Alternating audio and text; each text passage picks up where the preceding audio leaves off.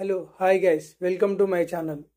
ఈరోజు topic విండోస్ని pen డ్రైవ్లో ఎలా కాపీ చేయాలి, బూటబుల్ పెన్ డ్రైవ్గా ఎలా మార్చాలి ఈ వీడియోలో నేర్చుకుందాం. ముందుగా దీనికోసం కనీసం 8 GB పెన్ డ్రైవ్ అండ్ ఏదైనా విండోస్కి సంబంధించిన ISO ఫైల్ కావాలి. ముందుగా మీరు PC ఓపెన్ చేసిన తర్వాత PCలో మీరు రుఫ్యూజ్ అనే సాఫ్ట్వేర్ని ఇన్స్టాల్ చేసుకోవాలి. రుఫ్యూజ్ అనే సాఫ్ట్వేర్ లింక్ నేను డిస్క్రిప్షన్లో ఇస్తాను, మీరు అక్కడ నుంచి డౌన్లోడ్ చేసుకొని ఇన్స్టాల్ చేసుకోండి.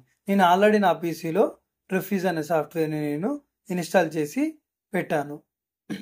సో ఈ రుఫ్యూజ్ అనే సాఫ్ట్వేర్ని ఓపెన్ చేసే ముందు మీరు ముందుగా మీ పెన్ డ్రైవ్ ఇన్సర్ట్ చేయండి. మీ పెన్ డ్రైవ్ ఇన్సర్ట్ చేసే ముందు మీ పెన్ డ్రైవ్లో ఎలాంటి డేటా ఉన్నా కానీ మీరు కాపీ చేసుకోండి, ఎందుకంటే మీ పెన్ డ్రైవ్ ఫార్మాట్ అవుతుంది. సో దాన్ని ఇప్పుడు మీరు రుఫ్యూజ్ అనే సాఫ్ట్వేర్ని ఓపెన్ చేసిన తర్వాత ఇక్కడ డివైస్ నేమ్, నా pen drive name Sai select చేసుకున్న తర్వాత ఇక్కడ బూట్ సెలెక్షన్ దగ్గర ఇక్కడ సెలెక్ట్, ఎక్కడైతే ISO ఫైల్ ఉందో అక్కడికి ఆ లొకేషన్కి వెళ్ళి మీరు ISO ఫైల్ని సెలెక్ట్ చేసుకొని ఓపెన్ చేయండి.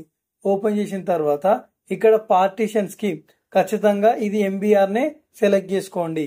MBR సెలెక్ట్ చేసుకున్న తర్వాత ఇక్కడ మీరు మీ పెన్ డ్రైవ్కి నేమ్ ఏమని ఇవ్వాలనుకుంటున్నారు.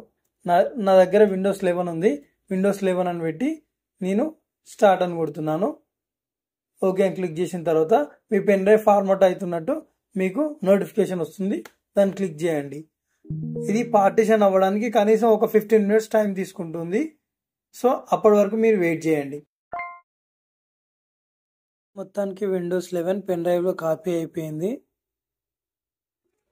అండ్ పెన్ డ్రైవ్ కూడా బూటబుల్లోకి చేంజ్ అయిపోయింది. Thank you for watching and please subscribe my channel. And next video ఏదైతే ఇప్పుడు Windows 11 కాపీ చేశానో ఆ Windows 11ని ఎలా ఇన్స్టాల్ చేయాలో నెక్స్ట్ వీడియోలో మనం నేర్చుకుందాం.